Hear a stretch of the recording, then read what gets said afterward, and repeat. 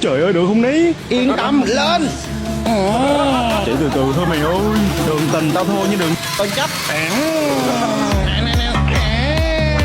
Tao chưa báo hiếu ba mẹ nữa đó ông nội ơi, chạy từ từ thôi.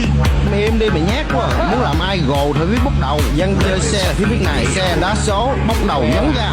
Bây giờ bước ra đường phải biết mấy chiêu này con gái nó mới thích. 2, 3, lên.